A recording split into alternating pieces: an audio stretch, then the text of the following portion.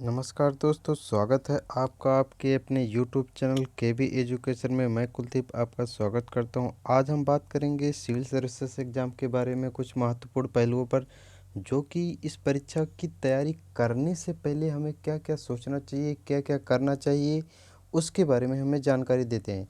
तो सबसे पहले कोई भी एग्ज़ाम्स की तैयारी करें, प्रिपरेशन करें, तो सबसे पहले उसकी परीक्षा की प्रकृति क्या है, उसमें क्या पूछा जाता है, हमसे क्या परीक्षा चाहती है, उसके बारे में जान लेना बहुत ज़रूरी होता है। अगर किसी भी परीक्षा की तैयारी कर रहे हैं तो सबसे पहले जैसे उसका सिलेबस जान लें, उस परीक्षा का पैटर्न जान लें, उसमें किस प्रकार के प्रश्न पूछे जाते हैं ये जान लें, तो हमको परीक्षा सॉल्व करने में बहुत आसानी होती है। अर्थात मेरे कहने का तात्पर्य है कि अगर हम कोई भी एग्ज़ाम्स दे रहे हैं, अगर उसका हम सिलेबस जान लें, उसके परीक्षा की प्रकृति जान लें, तो हम उस पेपर को बहुत आसानी से क्रैक कर सकते हैं। उसी प्रकार से आज हम यूपीएससी और पीसीएस में जो पूछा जा रहा है आजकल, उसके लिए क्या आवश्यक है, अर्थात क्या पढ़ें क्या ना पढ़ें, क्योंकि भाई लोगों के मन में भ्रम रहता है कि पीसीएस की तैयारी करने के लिए, यूपीएससी की तैयारी करने के लिए 16 घंटे 18 घंटे की पढ़ाई करनी पड़ती है। बट ऐसा कुछ भी नहीं है, क्योंकि आप जानते हैं कि आप चाहे 16 घंटे पढ़ें या 8 घंटे पढ़ें, आप पेपर में कितना पढ़ने करके आते हैं ये महत्वपूर्ण होता है। तो उस लिहाज से अगर देखा जाए तो यदि आप परीक्षा की प्रगति को समझ गए हैं, जान गए हैं कि परीक्षा में क्या पूछा जाता है, क्या नहीं पूछा जाता है, उसके पैटर्न को अगर आप एक बार अच्छे से समझ गए, तो मैं उम्मीद करता हूँ कि आप उस परीक्षा को बहुत आसानी से निकाल लेंगे। उसी से संबंधित आज मैं आपको सिलेबस के तहत मैं बताता हूँ कि क्या-क्या पढ़ें। जैसे यूपीएससी और पीसीएस में जो पूछा जाता है, इतिहास, भूगोल, अर्थव्यवस्था, पॉलिटी, करंट, हिंदी, ये सब जो पूछा जाता है, इसके लिए आप क्या पढ़ें, क्या ना पढ़ें, इससे सबसे क्या पढ़ें इससे भी ज़्यादा ज़रूरी है कि क्या ना पढ़ें। क्योंकि यूपीएससी और पीसीएस में जो कुछ पूछा जा रहा है, आप अगर सोच रहे हैं कि हम 10-10 किताबें पढ़ लें, आप कई सारी किताबों को पढ़ने के बजाय एक किताब को कई बार पढ़ें, तो ये ज़्यादा बेहतर होगा। इसके लिए मैं आपको कुछ किताबों की लिस्ट बताना चाहूँगा, जो यूपीएससी और पीसीएस यानी सभी स्टेट्स के पीसीएस के लिए समान रूप से उपयोगी होगी। उसी क्रम में हम सबसे पहले आपसे बताना चाहूँ वर्ल्ड हिस्ट्री। तो हिस्ट्री में world history, ancient history, modern history, Midvale history यानी कि विश्व इतिहास, प्राचीन इतिहास और आधुनिक इतिहास और मध्ययुगीन भारत का इतिहास आता है। तो इनके लिए आप अगर ध्यान से देखेंगे तो विश्व इतिहास जानने के लिए आप जैन और माथुर सर की बुक को पढ़ सकते हैं। प्राचीन इतिहास जानने के लिए राम शरण शर्मा जी की एक अच्छी बुक है, उसको आप पढ़ सकते हैं। और आधुनिक इतिहास के लिए बिल्कुल सभी जानते हैं कि विपिन चंद्रा और स्पेक्ट्रम की जो बुकें हैं वो बहुत ही अच्छी मानी जाती हैं। आधुनिक इतिहास में लगभग लगभग सभी क्वेश्चन इससे अगर अच्छी गहन अध्ययन कर लिया जाए, इनको पढ़ लिया जाए और एनसीईआरटी पढ़ लिया जाए, तो आप सभी में अच्छा कर सकते हैं। उसी प्रकार से अगर हम मध्ययुगीन भारत की बात करें तो सतीश चंद्रा और अखिल मूर्ति सर, इन दोनों की पुस्तकें बहुत ही अच्छी मानी जाती और प्रामाणिक पुस्तकें।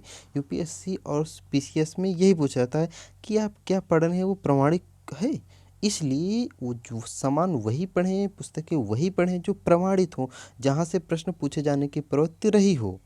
उसी प्रकार से अब आगे हम बात करते हैं ज्योग्राफी यानी भूगोल की।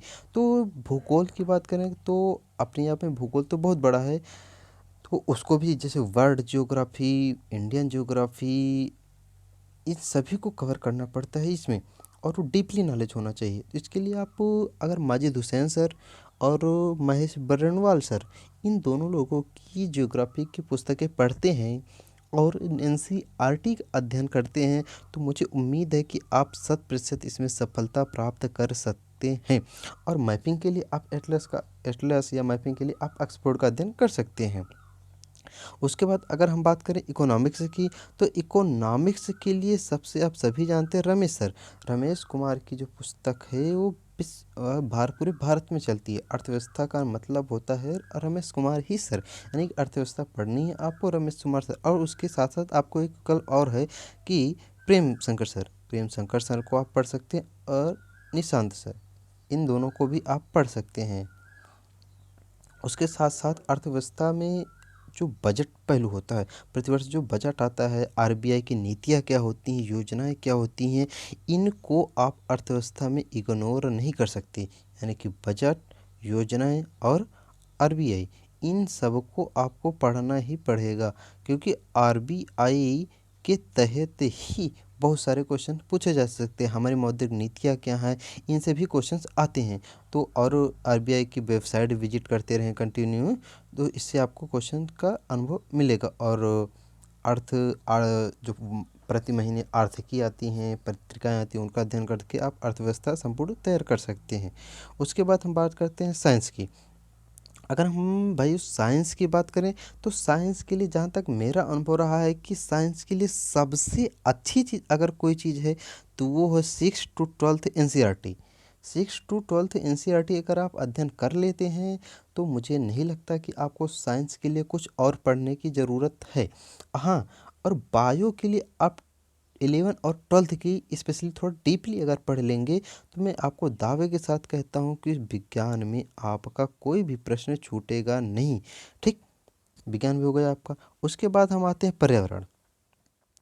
अगर पर्यावरण की बात करें, तो पर्यावरण के लिए परीक्षा वाणी की एक पुस्तक आती है और परीक्षा मंथन की एक पुस्तक आती है। ये दोनों ही प्रमाणित और अच्छी पुस्तकें मानी जाती हैं।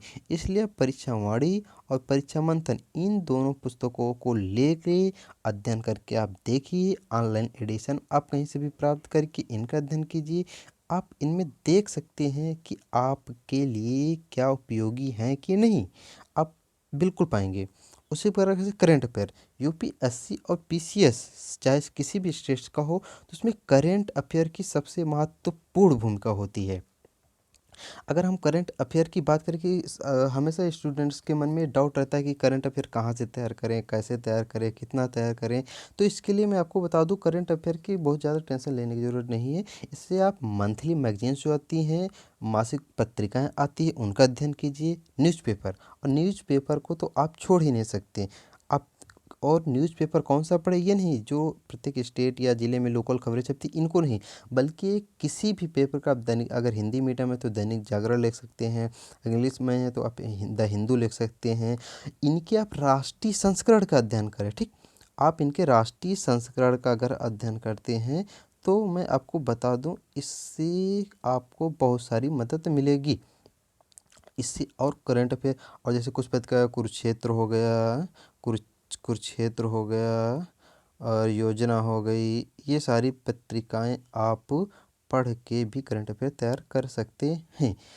तो बस आप सिलेबस को समझ गए होंगे, परीक्षा की प्रगति को समझ गए होंगे, क्या पूछा जा रहा है, क्या नहीं पूछा जा रहा। और इन सब से भी ज़रूरी है कि आप सिलेबस को जब संपूर्ण पढ़ लें, किताबें ले लें, उससे भी पहले आप प्रीवियस ईयर के पेपर सॉल्व करें। उनसे आपको बहुत सारी मदद मिलेगी, क्योंकि प्रीवियस ईयर के पेपर सॉल्व करने से ये हमें अंदाज़ा लग जाता है कि परीक्षा में क्या पूछा जा रहा है और क्या नहीं पूछा जा रहा है।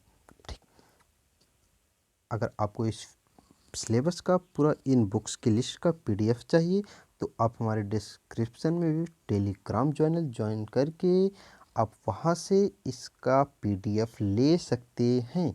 और अगर आपने अभी तक मेरे यूट्यूब चैनल को सब्सक्राइब नहीं किया है, तो आप तुरंत ही हमारे यूट्यूब चैनल को सब्सक्राइब करें, जिससे आपको सभी वीडियो सबसे पहले मिले। और टेलीग्राम में सर्च करें केबी एजुकेशन, आपको सभी जानकारियाँ वहाँ पे मिल जाएंगी। धन्यवाद, नमस्कार मित्रों, फिर से मिलते हैं।